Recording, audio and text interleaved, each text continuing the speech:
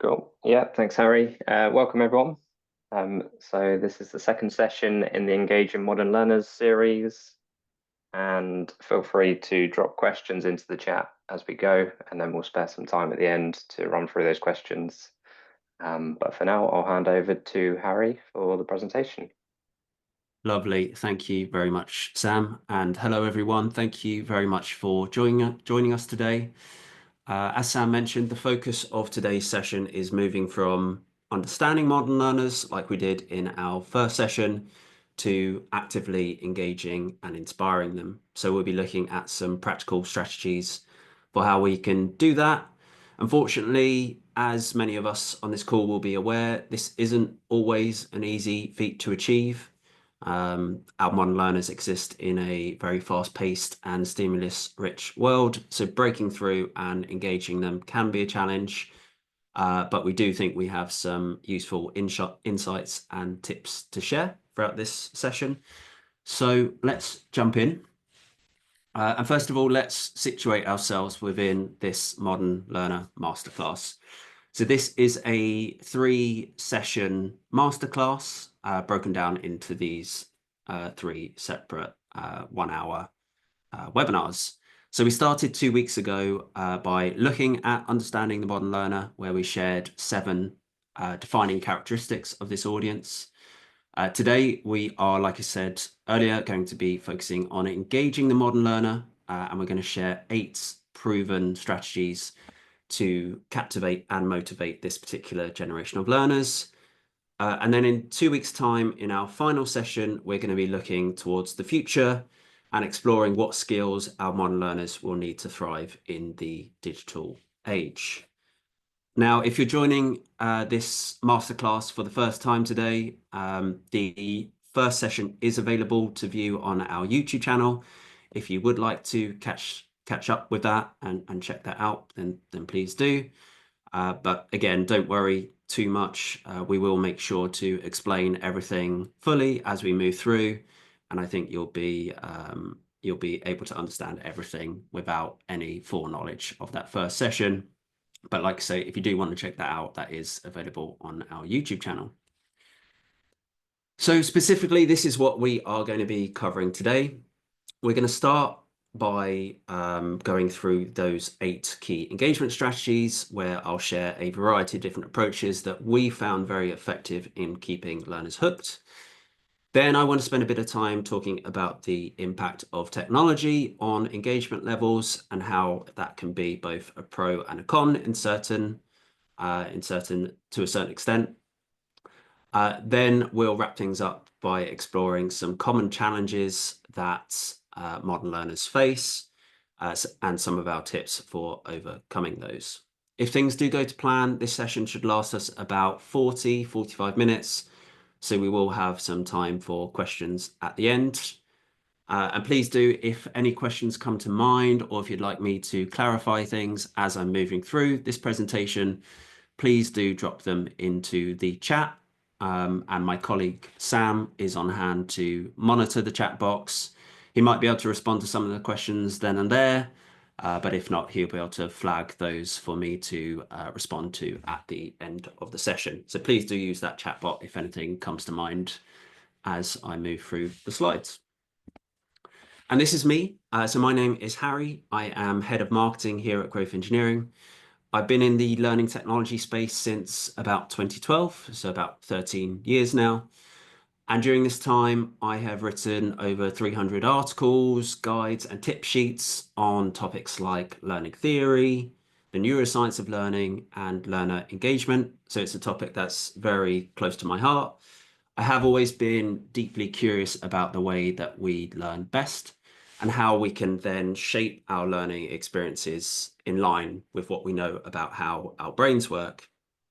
As for Growth Engineering, which is the company that I work for, we are multi-award winning learning technology specialists and learner engagement experts. And we work with organizations like L'Oreal, HP, BT, Apple, and many others to help unlock the full potential of their workforce. It has been a really fun journey so far. And along the way, I've learned a lot and we've learned a lot as a business. about modern learners and the engagement techniques that tend to work best. So I do think we've got plenty of useful insights to share, and I hope this session proves to be informative. So with all that set up, let's get into the nitty-gritty of the presentation. So let's start by talking about why learner engagement is important and why it's something we should all be striving for. After all, we could just stick to our guns, stick to what we already know, and effectively hope that our learners will still get something out of our content and just leave them to fend for themselves. Well, I think the flip side of that is that the benefits of learner engagement speak for themselves. Engaged learners are satisfied learners, and I'm going to run through a few stats that I think are quite notable when it comes to learner engagement and something that we should keep in mind when we're talking about all these different techniques. First comes from LinkedIn, and LinkedIn suggests that 70% of employees say that their learning initiatives increase their sense of connection to their organization. So already there's a clear link between learning and engagement. They kind of go hand in hand in that sense. There's also data from research.com that suggests that 94% of employees say they'd be more willing to stay at an organization that invests in their development. So there's a clear link between engagement and retention, or at least a reduced employee turnover.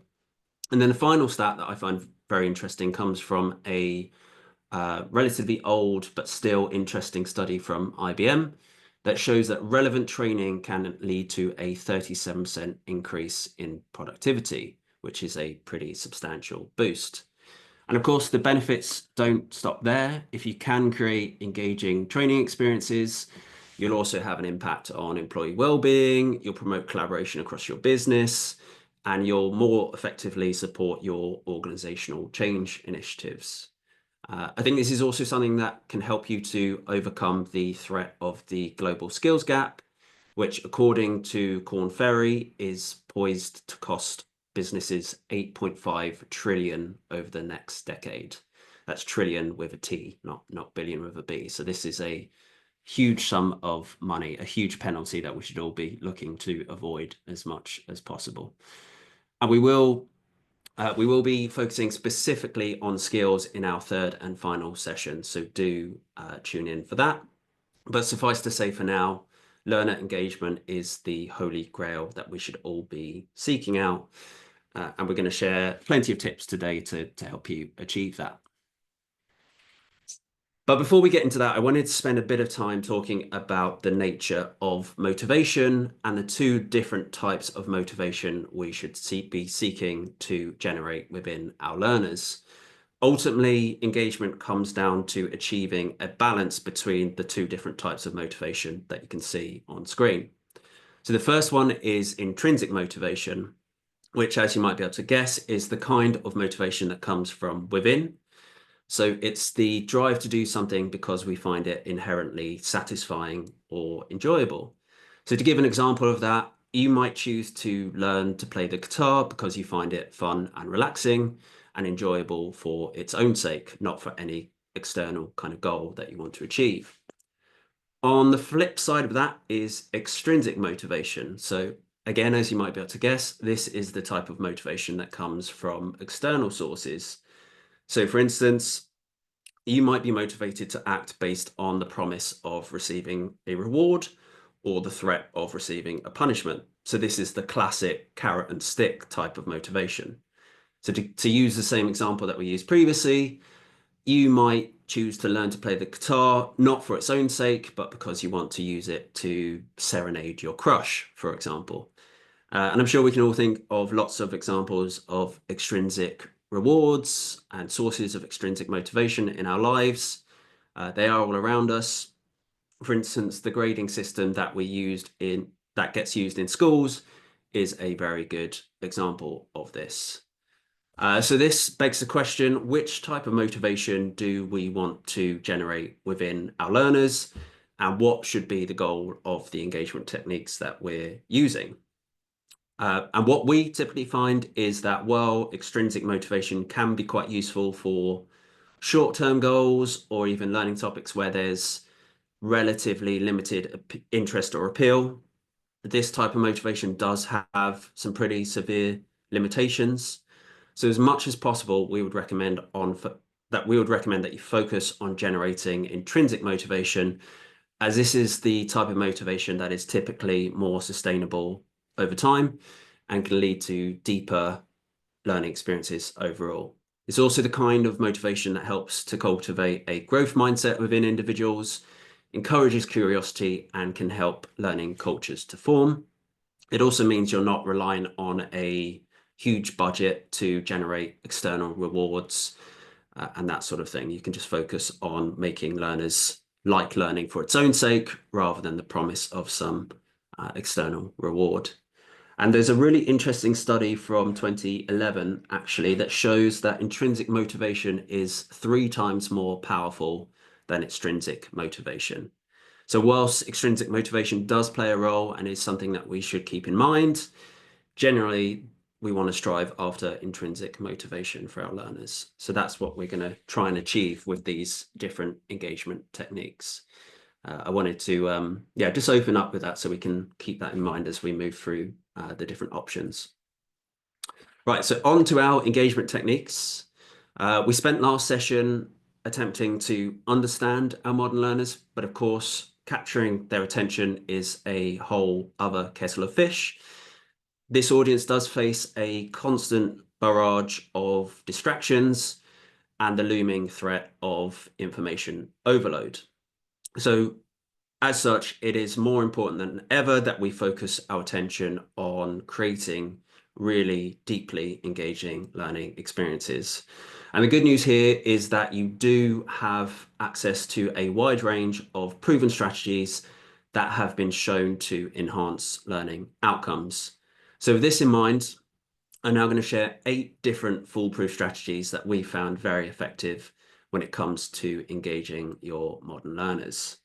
So let's start with our first engagement tip, which is to make your learning content personal. I think it's fair to say that modern learners are now very accustomed to high levels of personalization throughout their lives. When you think about the popular platforms that they use, platforms like Netflix, Spotify, Amazon, all these platforms tailor content recommendations for their audience based on their individual preferences or past behavior. In fact, I think it's probably got to a stage now where it would be pretty shocking if one of these streaming services or software solutions didn't offer those personalized recommendations. I think if we logged into Netflix and we're trying to find a film without any categorization or recommendations, I think we'd all feel a bit lost. And the same is obviously true for our learning platforms. And I do think these consumer grade platforms set a pretty high standard for our learning experiences to match.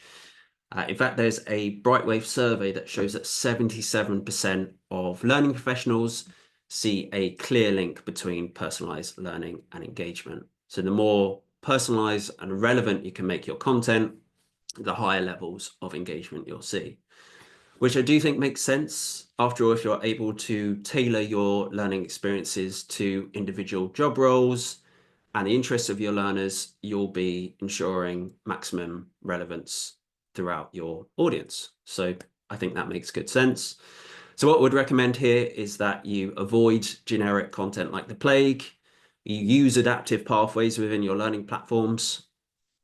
You embrace AI-powered recommendations wherever possible.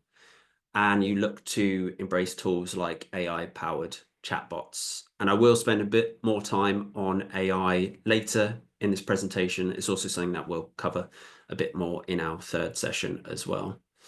If those options aren't available to you for whatever reason, then we would recommend using as many real-world examples and scenarios and case studies within your content as possible to help drive that relevancy, as again, that has a pretty clear impact on engagement and knowledge retention.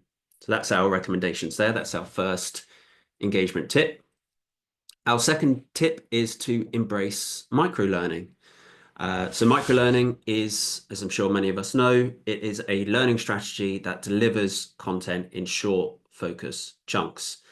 So rather than, for instance, delivering a full 6-hour training opus on a particular topic, This approach would instead break that content down into separate chunks that are easier to digest. So you might take those 6 hours and chunk that up into 6 individual hours, and then you might take each individual hour and chunk that up into 6 separate 10-minute sessions or e-learning units, whatever that content happens to be.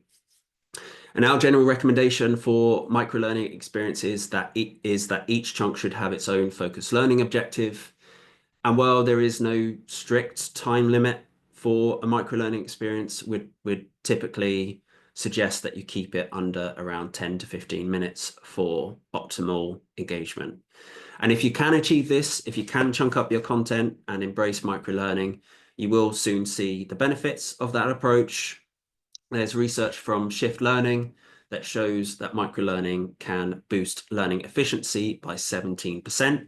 So not only is microlearning content quicker to produce and quicker to consume, it's also more effective. So it turns out that big change can come in small packages. So that is our second engagement tip. Our third tip is to share knowledge amongst your learners and to utilize a social learning approach. We did see in our first session that modern learners thrive on connection and work really well as part of a wider community. And that's one of the reasons why they are likely to gravitate towards a social learning experience. These are experiences that typically involve observing others and interacting with others to achieve some particular set learning goal. So for example, you could encourage your learners to collaborate on projects. You could assign them mentors or coaches, and you might also consider implementing a social learning platform that helps to track knowledge sharing across your organization. And there's McKinsey research that you can see on screen there that suggests that leveraging these social learning tools can boost organizational productivity by up to 25%. So that's a pretty significant boost that you can achieve there by just removing those knowledge silos from your organization. So that's our third tip. On to our fourth tip, which is probably the thing that we here at Growth Engineering are best known for, and that's gamification. So gamification is the application of gaming mechanics to non-gaming environments, such as the world of learning, to help incentivize activity. So for example, you could incorporate experience points, badges, and leaderboards within your learning environments to help make it more fun and competitive. And what we found is that this extra layer of motivation can be pure catnip for your modern learners. After all, these game mechanics effectively empower your audience to visualize their progress, to attain social status. And we have found that that combination of gamification on the one hand and social learning on the other hand can be a very potent combo. So if you're going to use one, we would definitely recommend using the other as well. And gamification also helps learners to receive instant feedback and rewards in line with their actions. After all, when they do something right, they get experience points, they get badges, and they see themselves make progress up the leaderboards. So it's instant validation and feedback in line with their actions, which is, again, very, very effective. In fact, there is research from Spinify that shows that 90% of employees agree that gamification helps to make them more productive. So that's a pretty significant number. The great majority of us agree with that. And this is definitely something that informs all the learning solutions that we've created. In fact, one of our most popular new features is a feature called knowledge contests, which are effectively learner versus learner quiz-based showdowns with points, prizes, and bragging rights up for grabs. And this feature has been very, very popular throughout our client base and has seen lots of engagement from learners. Now, one thing I do want to note as we spend a bit of time talking about intrinsic motivation, I do want to note that game mechanics like points and badges often generate extrinsic motivation, not that intrinsic motivation that we're looking for. After all, it's something external to the learner that they're aiming to achieve. But if you do set up your game mechanics right, which is something that we like to think that we're experts on here at Growth Engineering, if you can set up your mechanics in the right way, then you can also generate intrinsic motivation by effectively helping to make your learning tasks more enjoyable and giving your learners a real sense of mastery and accomplishment as they move through your content. So game mechanics, contrary to popular belief, can be used to generate both forms of motivation. So that's something to keep in mind. That's our fourth tip. Our fifth tip is to embrace experiential learning. So I'm sure some of us on this call will have heard of the 70-20-10 framework, a very popular framework within the L&D space. And this framework suggests that 70% of all workplace learning happens through practical experience. And that contrasts with 20% of learning happening through social experiences and just 10% of learning happening through our standard formal training programs. So obviously that shows us just how important these experiential learning experiences are. And it's also a naturally engaging form of learning because it involves you have to be actively involved in the experience to get anything out of it. So it's naturally engaging. So with that in mind, we would recommend that you attempt to engage your modern learners with activities like simulations, scenario-based learning, and real-world project-based experiences. That can be particularly effective. There's a study from the Journal of Experiential Education that shows that learning through experience can improve knowledge retention by as much as 70%. And so that is, again, a very, very effective approach. And if immersive learning experiences like this aren't within your budget, then we would recommend that you focus on driving relevancy throughout your content by using real-world examples, and something as simple as a real-time, well-timed case study can make all the difference within your learning program. So that is our recommendation for that. Our sixth tip is to embrace the power of storytelling, which has been a mechanism for knowledge sharing since ancient times. And even today, modern learners still definitely appreciate the power of a good story. In fact, according to Scientific American, personal stories and gossip make up 65% of our everyday conversations. So that's way over half of our daily conversations are driven by storytelling. It's just the way that we naturally connect to one another. We also saw from the first session that we held that emotional resonance is a very powerful tool within a learning experience. It's one of the reasons why we are able to remember the plots of our favorite TV shows, but we might forget where we left our keys or other important items. So with this in mind, you want to try and generate that perfect combination of good storytelling and emotional resonance within your learning experiences as much as possible. There's a few different ways that you can achieve this. We always encourage our clients to create a clear learning brand and to theme their learning platforms wherever possible. You may also want to create a story arc that connects different learning modules together. So for instance, you could have recurring characters across your content or recurring themes or scenarios. And again, you should seek to use real-world case studies to illustrate any key concepts. As a result of this, if you can achieve that, your learners will feel more immersed and they'll forge an emotional connection with your content. And I think this is a very key stat that you can see on screen. According to research from cognitive psychologist Jerome Bruner, we are 22 times more likely to remember information that's presented to us in story format. So again, that is a substantial boost if we are able to unlock the power of storytelling. It's more engaging and it's more memorable and sticky. Our seventh tip is to mix up your content formats as much as possible. As we saw in our first session, modern learners are easily distracted. So to cut through all the noise and keep them engaged, it's important that we provide them with a diverse set of learning experiences. So we would recommend that you consider including the following formats within your training programs, again, as much as possible and as much as your budget will allow. The first is the easiest to produce, and that is text-based content. So things like articles, research papers, case studies, documents, and that kind of content. The second is audio content, so things like recorded lectures, podcasts, and audiobooks. And there are actually now some great AI-powered tools that will enable you to generate podcasts from existing documents. So do explore those. We found those to be quite effective. The next is visual content. Things like videos, diagrams, charts, and infographics. And then finally, the most effective type is interactive content. So quizzes, simulations, and even fully fledged learning games.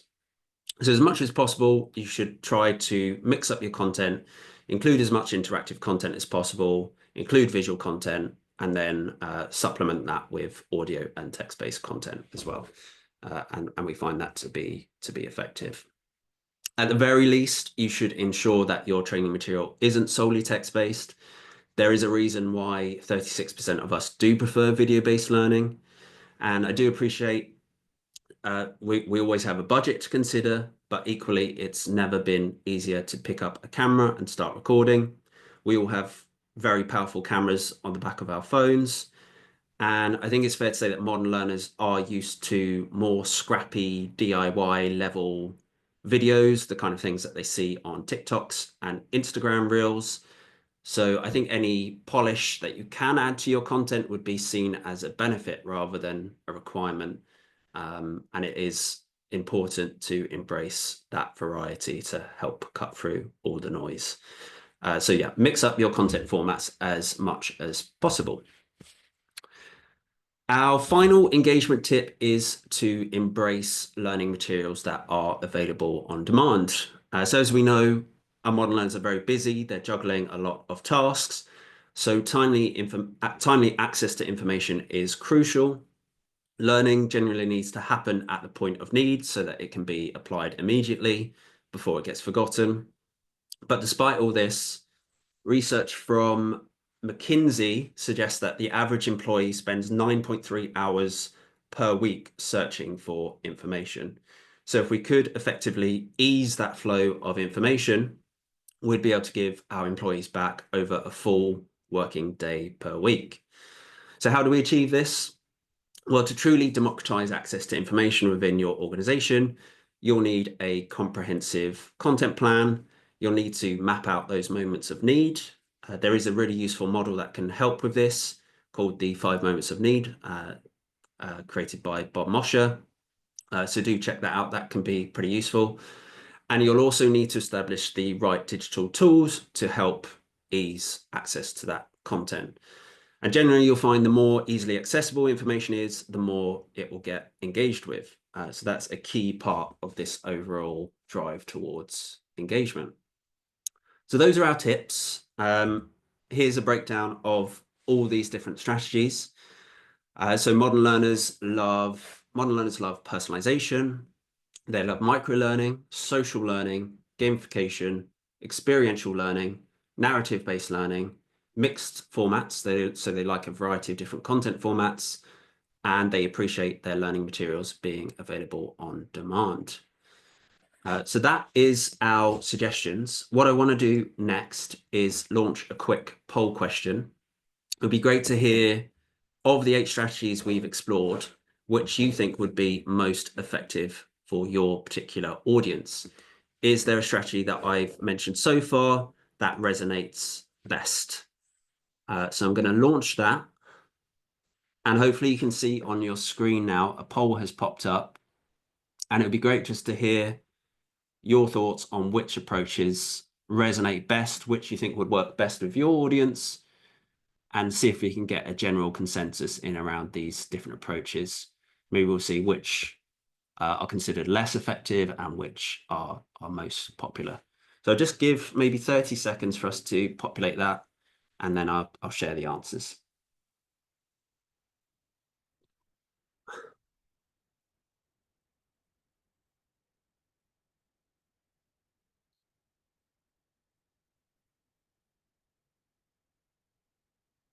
All right, thank you very much for your inputs, guys. I don't know if you can actually see the responses on screen, but I'll go through them now quickly. We had 66 votes in so far, and it seems the most popular option is experiential learning. with 13 of us voting for that. Just-in-time learning also has 13 votes.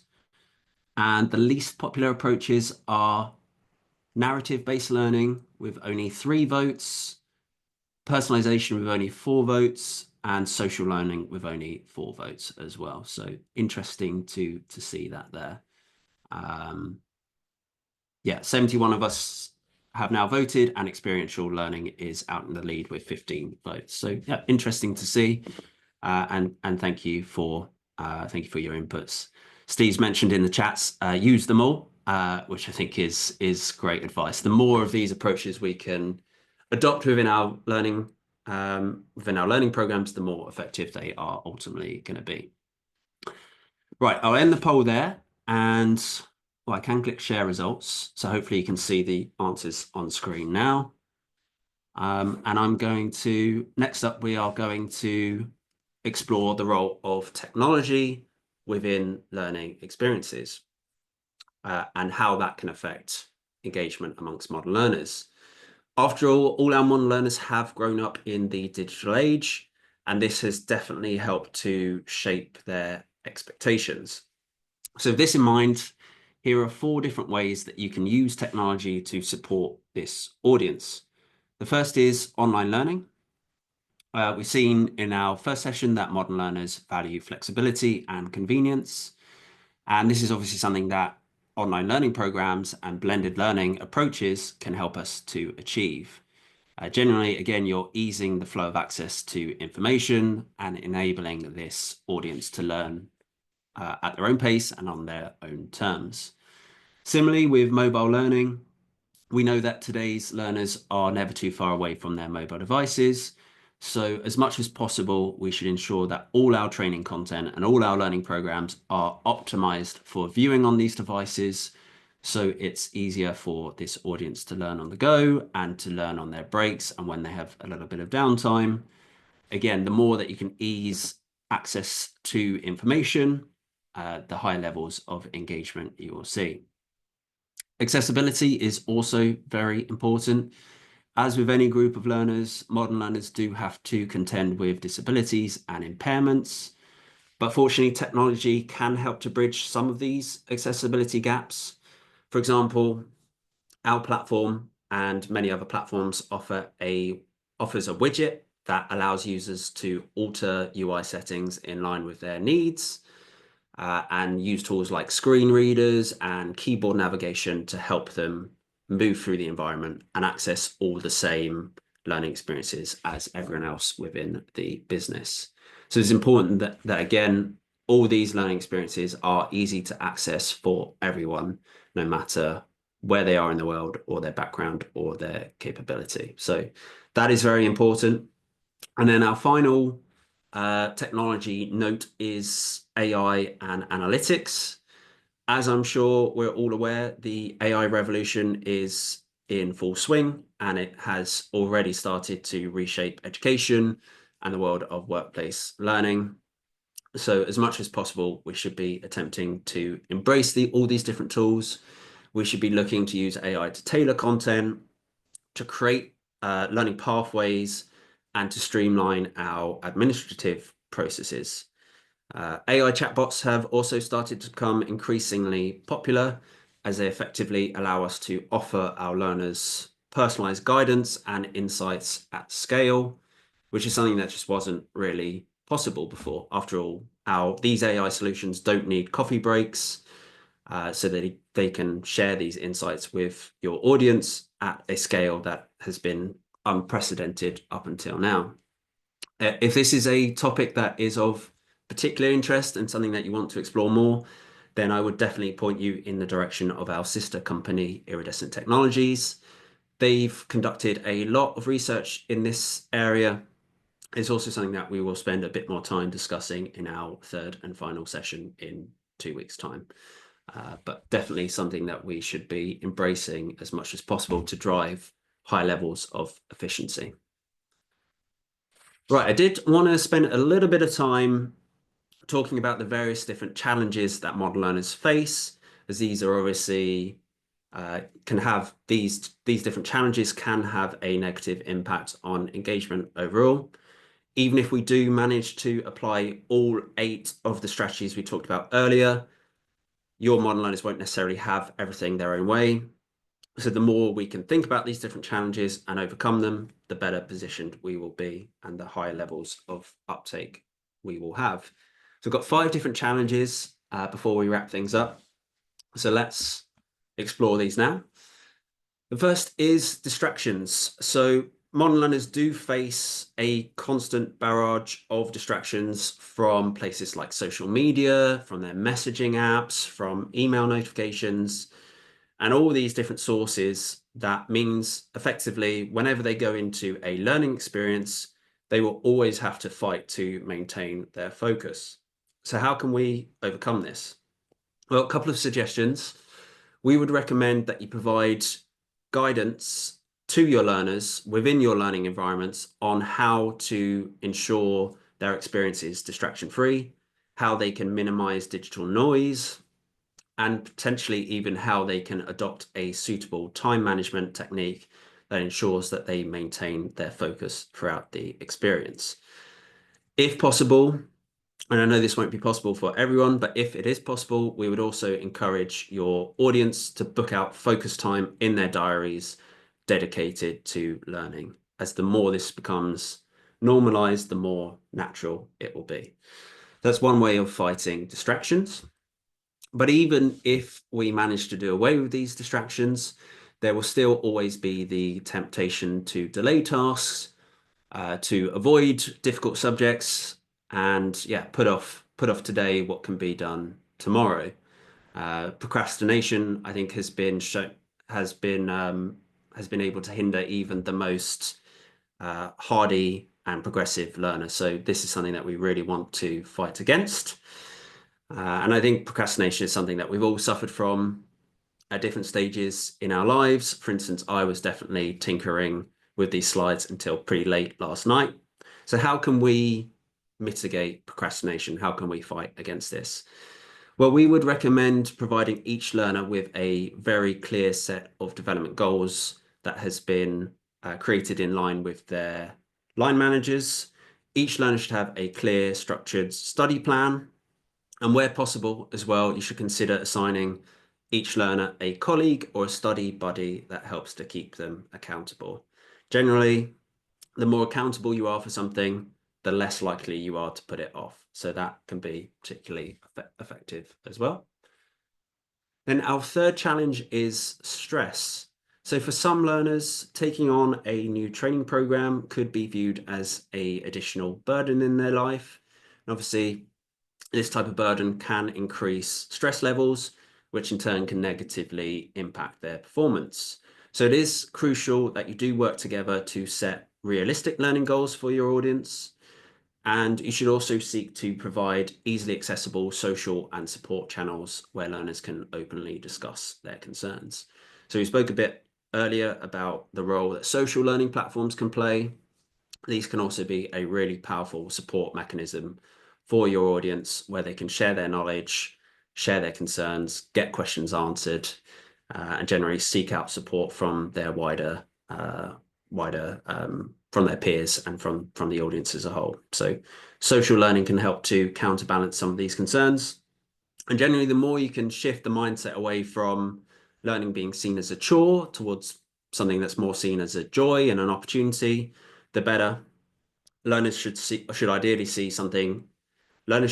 see learning as something that solves challenges rather than presenting new ones. So again, that's a bit of a mindset change that can be supported with an effective social learning approach. The fourth challenge is that of fake news. So we spent a bit of time in our previous session talking about how modern learners are more self-directed, more self-determined, and how they prefer to have more control over their learning experiences, how they'll generally seek out more sources for their learning experiences. So they might go to social media to discover information, for instance. And of course, this self-directed nature of learners does give rise to a new challenge, which is the rise of misinformation and fake news. Modern learners have to navigate through this landscape and find information that is true, correct, and relevant. which can be difficult. So how can we support learners in doing this? Well, we would recommend providing training to help enhance their critical thinking skills. So training that helps them to effectively evaluate the credibility of materials, to fact check and verify information. So the more we can build those critical thinking skills, the more effective those self-driven learning experiences will be. Another thing that you can do is improve the content discoverability of your learning materials within your learning systems. And you could do that by tagging information, by categorizing your content. So it's very clear which of your content units have been recently updated, which are approved contents, and which is the most relevant information for that particular audience. So the better tagging and categorization you can do, the easier it will be for your learners to guide their journeys and still get the information that you want them to get. That will help them to dodge any outdated information or any outright incorrect information while still navigating the journey themselves. So that's one way to overcome the problem of fake news. And then our final challenge is that of technology. So we saw earlier that technology is an opportunity for modern learners, but it can also be a challenge as technology evolves. Our modern learners might struggle to keep up. Now, I do know that modern learners are typically digital natives or typically more comfortable with technology, but that doesn't mean they'll embrace every new technology solution instantly. I think if we want evidence of that, we should look towards the relatively slow adoption of AI solutions. So how can we overcome this particular challenge? Well, I would suggest that we focus on developing strong digital skills, on developing our learners' digital literacy, and just generally attempting to create a culture of continuous learning. We should also take care to highlight the benefits of emerging technologies and showcase how this can help to enhance our learners' career prospects. Generally, as we would do with any learning experience, you want to highlight what's in it for me, for your learners, the WIIFM. And the more you can do this, the more your learners will start to see technology as an opportunity rather than a challenge, and the more likely they will be to embrace it. So that's our recommendation in that area.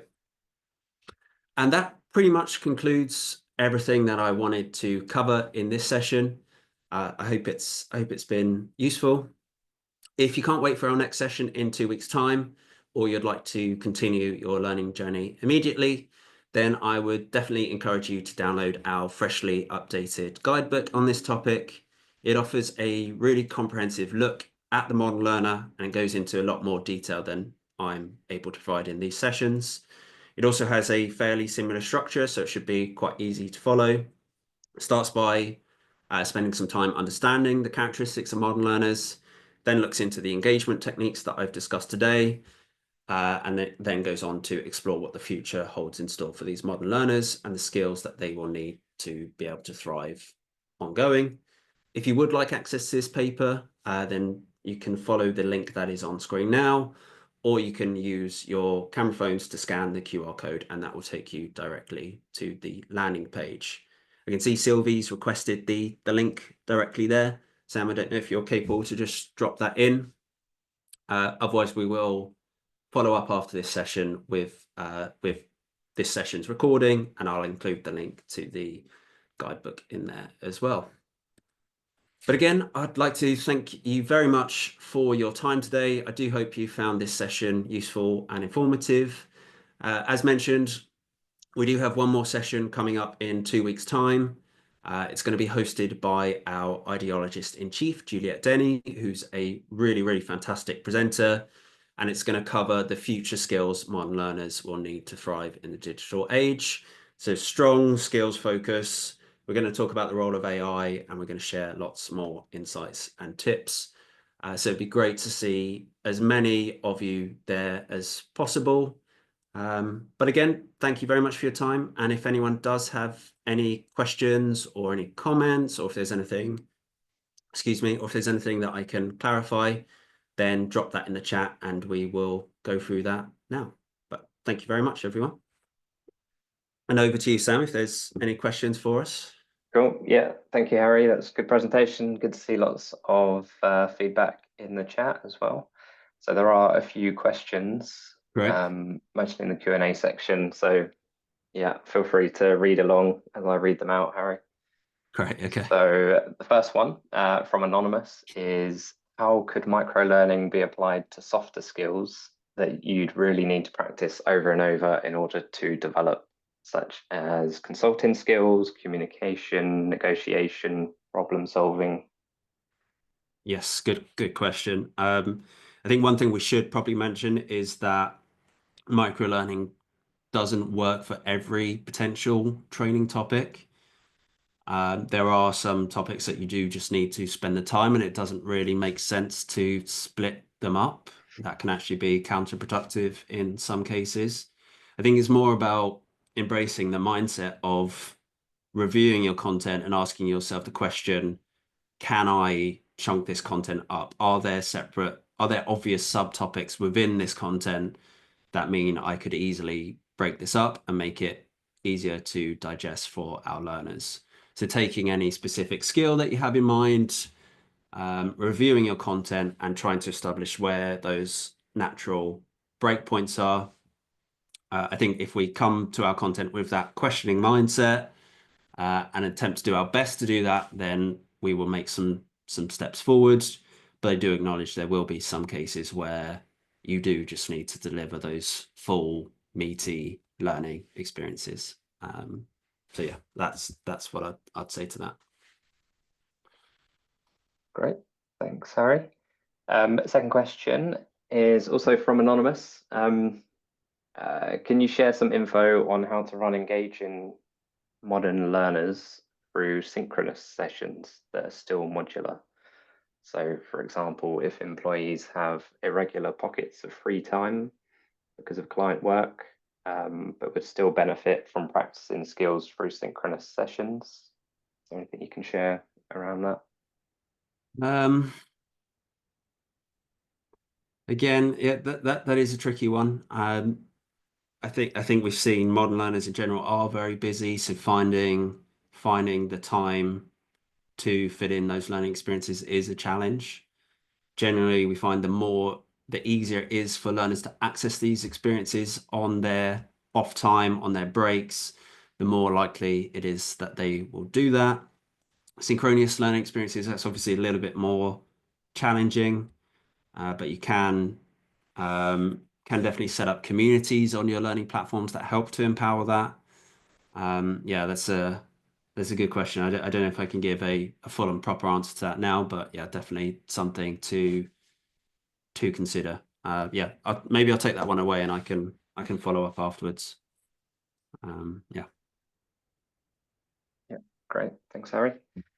And then a question from Charlie, are animations as good as videos for engagement? Yes, animation's very, very effective. And animations are effectively videos, right? They're motion graphics. We love using animations throughout our learning platforms. And again, if you can tie your animations into a wider theme, create a expansive narrative that wraps around all your learning experiences, then that will be even more potent as well. So the more you can generate epic meaning through your brand, through the theme you apply, through the use of recurring characters, and through things like animations, the better results you will see. So I would definitely encourage that. Using animations, I guess the downside of that is it might be more costly to produce versus just recording video, speaking straight to camera. But it is a very effective tool for learning. So yeah, I'd encourage that where possible. Great. Thanks, Harry. And another anonymous question, can you relate to failure? Can you relate failure and learning? I believe that means. Can I relate failure and learning? Well, I do think the two go hand in hand, right? When you think about the concept of a growth mindset is all about embracing failure. So with a growth mindset, you have the love of learning, you embrace challenges, and you see failure as a chance to learn and grow. and you actively seek out feedback. So I think failure is something that we should encourage our learners to embrace if we do want to generate a growth mindset within our learners. Yeah, I'm not sure if that exactly answers the question, yeah, but hopefully that gives you some ideas there. Cool, thank you, Harry. Another anonymous question is, what would you say is a good way to engage learners that are in a serious profession like law? So some think that gamification isn't serious enough to use when it comes to training lawyers, for example. Oh, great question. I love that. We so here at Growth Engineering, we are well known for our gamification focus. So we do hear that as a potential critique quite often. Gamification, applying game mechanics to a scenario could be seen as something that is perhaps childish or not professional enough. So how do we overcome that? Well, the one thing I would note, well, a couple of things I would note with that is that gamification works because it appeals to our base instincts, basically. It appeals to human nature. We all love to collect things. We all strive for social status. We all have a competitive nature. We love to collaborate with each other. And for all these reasons, if you are able to configure your gamification approach in the right way, you'll see results with pretty much any audience, no matter kind of what the training topic is. And we've certainly found that we have a wide range of customers, and we've found a way to configure all our game mechanics for all these different audiences. Another thing is that gamification in itself is highly customizable, and certainly it is across our platform. So you can configure your gamified rewards to have that professional sheen. You can set things up so you're shifting the focus away from certain aspects and towards other aspects to make sure that it is suitable for your audience. You can also, something I'd recommend less, but you can tie your gamified rewards to real world rewards. We spoke a bit earlier about intrinsic versus extrinsic motivation. You can tie game mechanics to real world rewards as well. So you can reward whoever's on top of the leaderboard with real world rewards. You can reward whoever has the most badges with rewards. Something to consider, not necessarily something I'd recommend in all cases, but that can also help to drive engagement. And then again, I would say the more you can apply all these different engagement techniques across all these different professions, no matter what level of seriousness they are, I think you will see some movement and higher levels of impact and engagement. So yeah, hopefully that answers that question.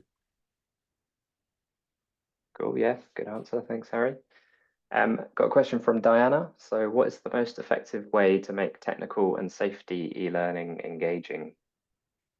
Good question. I guess that's a similar kind of question to the last one, where you've got material that doesn't naturally suit itself for an engaging approach. How can you then achieve that engagement? And I would say similar answer. If you're going to apply gamification, make sure it suits the content format and your audience. Try and chunk that content up as much as possible. So embrace these micro-learning approaches where you can. Offer a variety of different content formats and try and strive towards as much interactivity as possible. And I would suggest taking our 8 engagement tips and seeing which of those applies best to your content, which can be applied most easily, and then trying to adapt your approach accordingly. Generally, the more of these you can tick off, the more engaging your content's going to be, regardless of what the actual material itself is. Great, thank you, Harry. So another anonymous question. Do you have any suggestions for cross-functional group training? For example, technical and commercial people in the same group? Which strategy would be likely to engage across experience and interests? Oh, interesting. So I guess combining different sections of the business. Yeah, I guess social learning would be particularly effective there, because there will be some pretty serious knowledge silos across these different groups of learners. Potentially, you might want to use gamification to gamify and create a bit of competition between these two separate groups, a bit of friendly competition, I should add. So like I mentioned earlier, our knowledge contests have been really popular. So you could do that. You can also create squad battles or squad contests where you can use these separate groups to compete against each other to achieve their learning goals. Or if you want them to collaborate more closely, you can use the social channels as well. So yeah, couple of different options there if you want to bring dispersed groups together amongst your audience. Perfect. And probably final question now from Beth. So our training sessions are 1 hour long normally. So won't add in these strategies to our sessions take up too much of the session. Good question. I certainly wouldn't suggest that you make the session any longer. I would maybe review what you're doing and see if there's anything that you can incorporate within that time limit, maybe adjust your approach slightly. But then again, if what you're doing now is working, then maybe it's fine as it is. I would just evaluate what you're doing, see if you're already doing some of the stuff we're suggesting, see if it would be easy to incorporate any of the other tips and suggestions, and then try and adjust accordingly. But certainly, don't make your sessions any longer if they're already an hour. Again, we've seen modern learning attention spans are short and getting shorter. So let's not demand any more from our audience. Let's focus on maximizing the value they can get from that hour rather than trying to do more. So I'd say incorporate as much as you can, but definitely don't increase the length of your training experiences. Great, thank you, Harry. Hopefully that answers your question, Beth. And I think that's all we've got time for now. So thanks all for your questions. Thanks for joining. Thanks, Harry, for a great presentation. And we look forward to joining for the next webinar in a couple of weeks. Thank you very much, Sam. Thank you, everyone. Thank you for joining us today, and hopefully see you in a couple of weeks' time. Thanks all.